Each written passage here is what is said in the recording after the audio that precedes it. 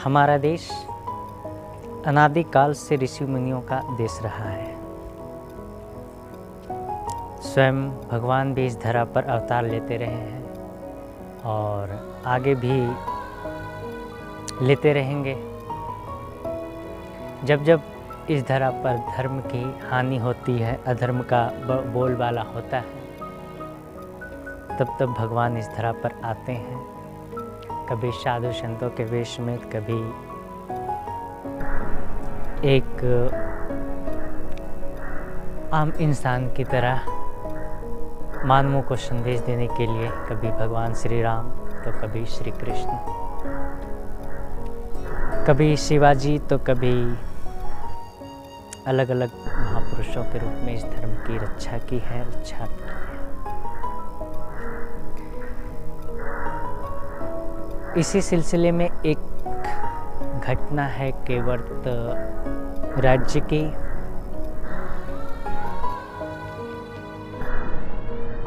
संत श्री आसाराम जी बापू के सत्संग प्रवचन से, जो कि नवंबर 2017 ऋषि प्रसाद में ये घटना छपी है।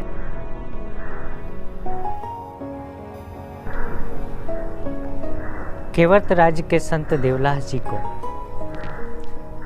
पड़ोस के राजा विश्वजीत के सैनिक जासूस समझकर ले गए और राजा ने उन्हें फांसी की सजा सुना दी।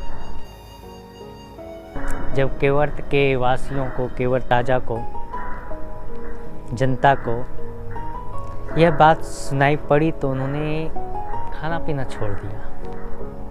भगवान को पुकारने लगे, प्रार्थना करने लगे, हे भगवान, कुछ भी हो, तुम्हारे प्यारे निर्दोष संत के साथ ऐसा अन्याय ना हो। केवट सम्राट तोमराज शांत हुए, सोचने लगे कि क्या किया जाए। एक अनजान व्यक्ति विश्वजीत के दरबार में पहुंचा। बोला, मैं केवट सम्राट का संदेशा लाया हूं। 2 करोड़ स्वर्ण मुद्राएं ले लो और हमारे संत को रिहा कर दो। विश्वजीत राजा ने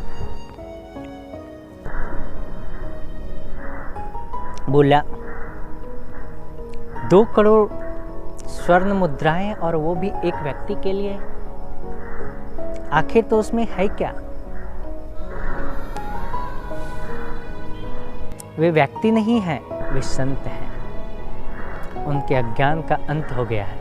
ऐसे पुरुष की उपस्थिति मात्र से लोगों का कल्याण होता रहता है। विश्वजीत राजा ने कहा, शत्रु का जासूस चाहे संत हो या कोई व्यक्ति, हम कैसे छोड़ सकते हैं?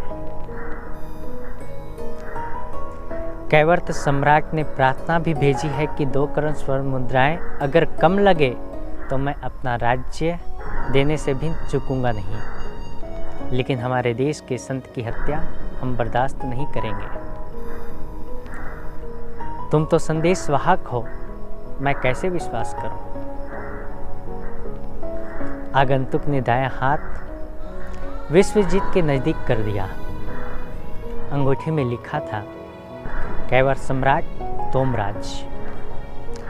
विश्वजीत सिंहासन से उठा और गले लगाया। सम्राट, तुम संत को रिहा कराने के लिए अपनी प्राणों की भी बाजी लगाकर आए हो।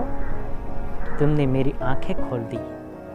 जिसके रक्षक संत हैं, उसका मित्र बनने से भी हमारा कल्याण होगा।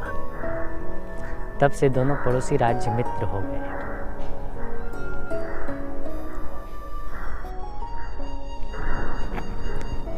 ये घटना थी केवट राजा के और उनके गुरु महान संत की, जिनको जासूस समझकर पड़ोस के राजा ने फांसी की सजा सुना दी।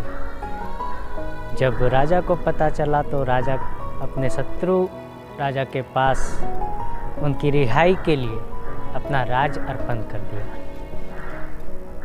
किंतु आज हमारा देश का दुर्भाग्य है कि जो संत पूरे विश्व में एक संस्कार का बीज बो रहे थे। मातृ पितृ पूजन दिवस, तुलसी पूजन दिवस, भजन करो, भोजन करो, दक्षिणा पाओ, ऐसे कई कार्यक्रमों के द्वारा देश का पुनरुत्थान कर रहे थे। ऐसे संत को एक सुनियोजित षड्यंत्र के तहत पिछले 9 साल से जेल में रखा गया है। दुर्भाग्य है उन राजनेताओं का, दुर्भाग्य है यहाँ का प्रशासन का, दुर्भाग्य है मीडिया, तमाम राजतंत्र प्रजातंत्र का, कि ऐसे संत को प्रताड़ित करने में कोई संकोच नहीं अनुभव कर रहे हैं। क्या भला होगा उस देश का? कैसे हम सोच सकते हैं कि हमारा देश पुनः विश्वगुरु बनेगा? नमस्कार, तब तक आप सोचिए, विचार कीजिए। जय हिंद, जय भारत।